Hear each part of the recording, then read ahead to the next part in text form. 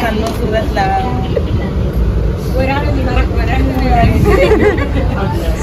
साक्षीच्या लग्नाला जायचं.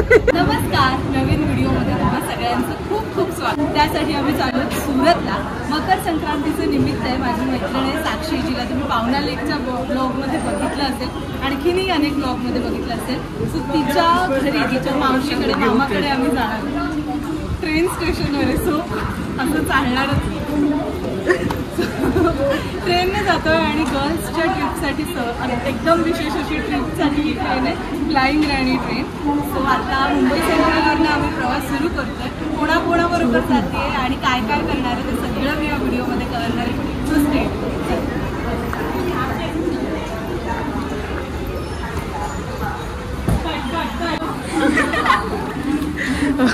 मैं पाकिस्तान कुठून, लाहोर से चांद नवाब. आणि मग फायनली सुरू झाला आमचा ट्रेनमधला प्रवास. आता मी जेव्हा व्हॉइस ओव्हर करते तेव्हा माझ्या आजूबाजूला पण खूप गोंधळ आहे, पण उशीर होऊ नये म्हणून मी हा व्लॉग आहे तिथे व्हॉइस ओव्हर करून तुमच्यापर्यंत आणते.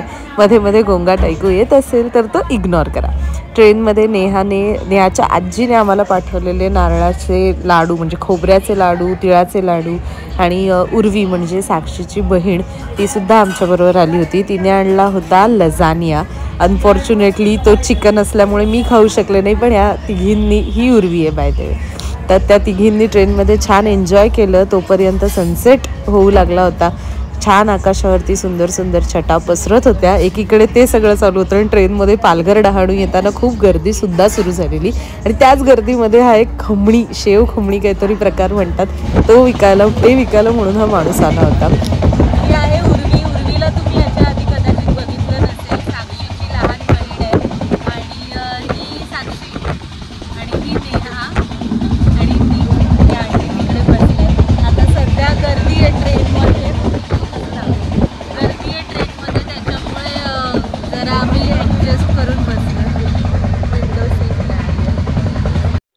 आणि मग म्हणतात ना, एखाद्या गुजराती माणसाबरोबर प्रवास करावा तर तुम्हाला प्रवासामध्ये ठेपला, खाकरा, पात्रा, अमुक तमुक सगळ्या गोष्टी हमखास मिळणार म्हणजे मिळणारच. यामध्ये कुठलाही स्टेरिओटाईप नाही, उलट मी चांगलं कौतुकाने सांगते. सो या आहेत प्रीती आंटी आणि त्यांनी आमच्यासाठी थेपला आणि आचार सुद्धा आणला होता. बरं, आता आम्ही काय करतोय, ट्रेनमध्ये ना प्रचंड बोर होत होतं, कारण काही करायला नव्हतं ना आमच्याकडे. त्यावेळी आम्ही हा गेम शोधून काढला. म्हणजे खरं तर माहित होता, पण त्याचं हिंदी व्हर्जन मिळत नव्हतं.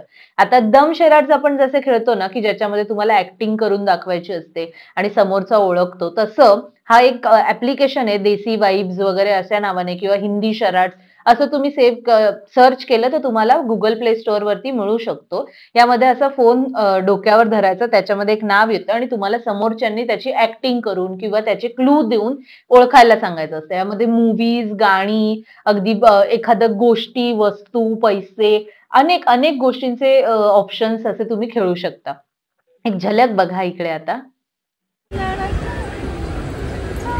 वापस आ, मेरा अभी वीडियो चल रहा है.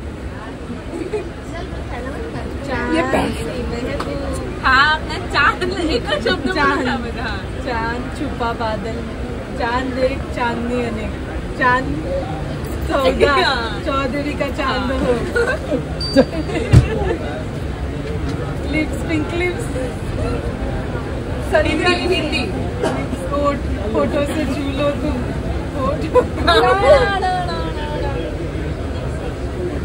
होठ दिल की बात कहते हैं. हे बघ, दोन शब्द तुला मिळाले, होठ आणि दिल. बात मेरे को मत लियो. होठों पे ऐसी बात. ओ तू कर, मेरे को स्टेप नहीं आता. दबंग सॉन्ग है, आइटम सॉन्ग. फेविकॉल से मुन्नी बदनाम. अम्मा सॉन्ग.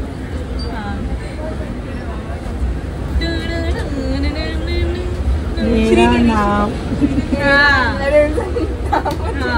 आगे ले.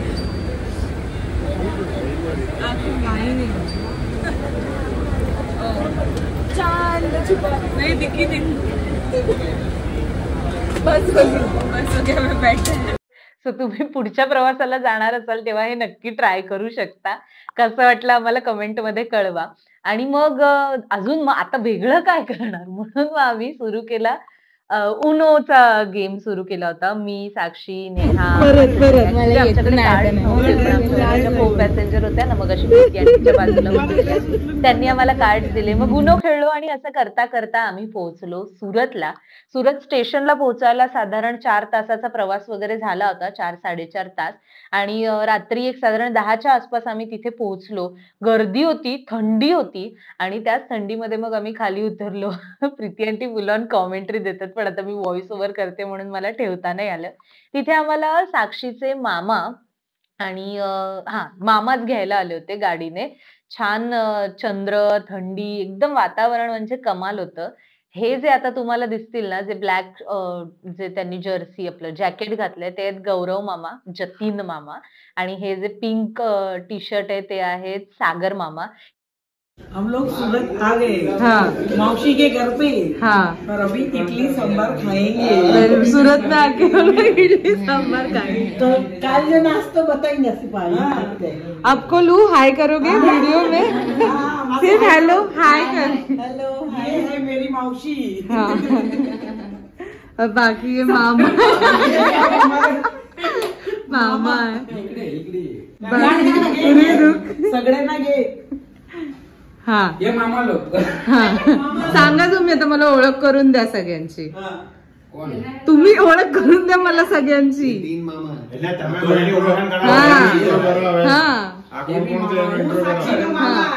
साक्षी ये हमारे जमाई.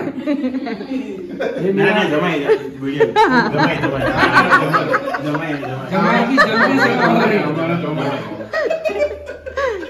हे सगळे उद्या आपल्याला दिसतीलच पतंग उडवताना, नेहमीच बोलते. आणि नेहा, साक्षी, उर्वी इकडे आता आम्ही खाऊन घेतो.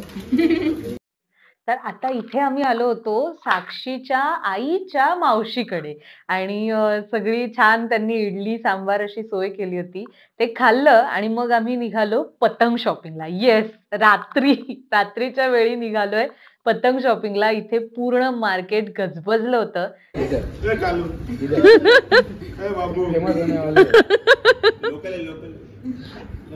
तू पळून गेला. आला नाही. तर आता ऑलमोस्ट 11:30 वगैरे पण खूप आधीच वाजून गेले. 12:30 झालेत आणि आम्ही आता कुठे चाललोय सांग. गढ़वाल पतंग बाजार. गढ़वाल पतंग बाजार में जा रहे हैं हम पतंग लेने को. येस. आता मी तुम्हाला अंधारात दिसते की नाही माहित नाही, उजेड येतोय, थांबा जरा. सो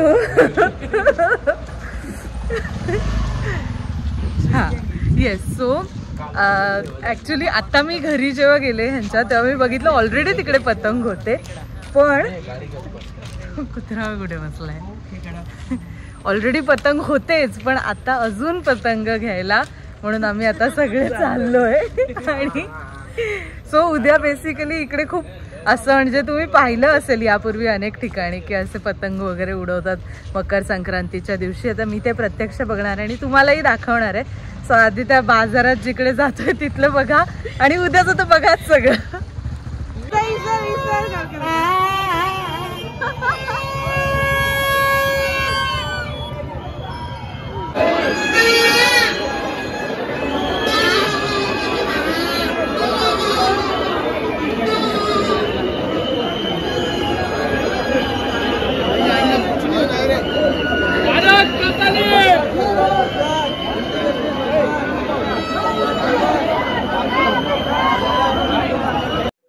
हा जो मी आता तुम्हाला आवाज ऐकवला आणि जे व्हिज्युअल्स दाखवले ना त्यापेक्षा 3 पट गर्दी तिथे होती. आणि काही ठिकाणी तर मग म्हणजे भीती वाटायला लागली की एवढी गर्दी, एवढा आवाज. म्हणून मग फोन ठेवला होता आणि मग नंतर मी हे सगळे व्हिज्युअल्स शूट केले. आता आपण ज्या दिशेने चाललोत ना, तिथे सुरत मधलं सगळ्यात मेन मुख्य चौक आहे, जिथे सगळ्यात मोठी दहीहंडीच्या वेळेला, गोकुळाष्टमीच्या वेळेला सगळ्यात मोठी हंडी तिथे लागते. गणेशोत्सवात तिथे प्रचंड गर्दी असते. आणखीन एक मला इंटरेस्टिंग गोष्ट तुम्हाला सांगायची आहे. तुम्ही बाईक्सच्या समोर, अनेक बाईक्सच्या समोर बघत असाल ना, एक असं ते स्टीलचं किंवा एक मेटलचं असं एक वायर वाकडी करून लावलेली आहे. तर मागील काही दिवसांमध्ये तुम्हालाही माहित असतील की नायलॉनचा जो मांजा आहे, जो खरं तर खूप धारदार असतो, कारण तो बनवताना त्यामध्ये अनेक काचेच्या वगैरे पार्टिकल्सचा सुद्धा वापर केला जातो. अर्थात म्हणजे पतंग कापण्यासाठी वगैरे ते असेल सगळं, पण त्याच्यामुळे अनेक दुर्घटना सुद्धा घडल्यात. अगदी महाराष्ट्रात सुद्धा अनेक मृत्यू झालेत आणि त्याच्यावरती प्रिकॉशन म्हणून ते सगळ्या गाड्यांच्या समोर निदान अशा प्रकारचे मेटल्स लावलेले आहेत, की जेणेकरून तो धागा थेट एखाद्या बाईक स्वार म्हणजे बाईक चालवणाऱ्याच्या गळ्याशी येऊ नये, तो मध्ये अडकावा. आणि त्यामुळे साधारण प्रत्येक बाईकच्या समोर हा अशा पद्धतीचा जे मेटल आहे तो आर्क असा लावलेला होता. ही बाय द वे ती पतंग गल्ली की जिथे आम्ही पतंग घ्यायला चाललेलो. तुम्ही बघू शकता प्रत्येकाच्या हातामध्ये केवढा केवढा पतंगांचा सेट आहे. मला तेव्हा खरं तर वाटलं की अरे एवढ्याची काय गरज आहे. पण दुसऱ्या दिवशी जे तुम्हीही बघणार आहात की दुसऱ्या दिवशी जेव्हा पतंग उडवण्याची सुरुवात झाली, तेव्हा त्याचा जो काही वापर झाला की म्हणजे बापरे बापरे बापरे, प्रत्येक जण पतंग उडवत होता आणि प्रत्येकाचं म्हणजे एकदा कुठे ती कधी कापली गेली किंवा कधी हवेमुळे ती फाटली, तर म्हणून म्हणून सगळ्यांनी एकदम स्टॉक क्रिएट केला होता. आणि लहान मुलांसाठी ना हे असे छोटेसे हिलियमवाले बलून सुद्धा होते, ते सुद्धा अनेक जण घेत होते. इथे ना आणि त्या पिपाण्या जे तुम्ही साक्षीला मगाशी वाजवताना ऐकलं असेल ना, तर त्या पिपाण्या सगळेजण वाजवत चाललेले आणि त्या सुद्धा घेतल्या होत्या. म्हणजे कसं एक डीजे वगैरे तर असतोच, पण एक काय उत्साह आणि काय त्यांना आनंद म्हणून ह्या पिपाण्या साधारण सगळेजण घेत होते. ही ती गल्ली. इथे ना हां, पतंगांचे तुम्हाला मला रेट्स सांगायचे म्हणजे यापूर्वी ना मी तारक मेहताच्या एपिसोडमध्ये बघितलं होतं, तेवढंच मला पतंग उत्सव वगैरे माहिती.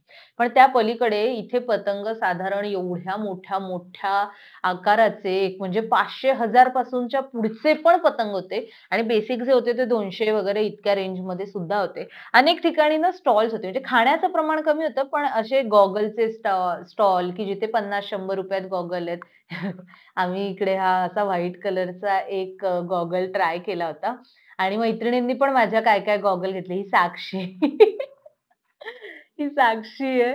नेहाने घेतला. साक्षीचा आणखीन एक मामा, करण मामा ह्याचा पण हाने मस्त पतंग उडवले. मी तुम्हाला सगळं ते पुढच्या व्लॉगमध्ये दाखवीनच.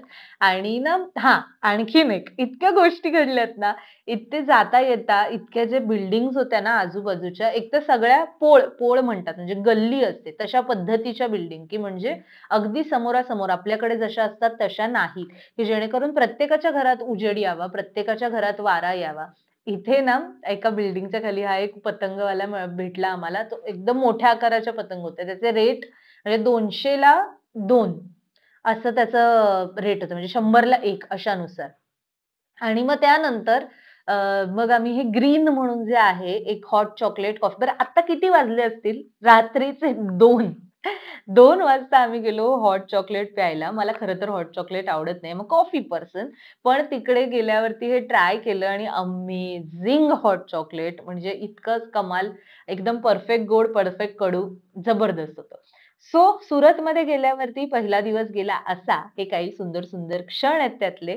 तुम्हाला व्हिडिओ आवडला असेल अशी अपेक्षा. खरी पतंग उत्सवाची धमाल मी पुढच्या व्हिडिओमध्ये टाकते. तो पाहण्यासाठी सबस्क्राईब करायला मात्र विसरू नका. चला भेटूया. Bye bye.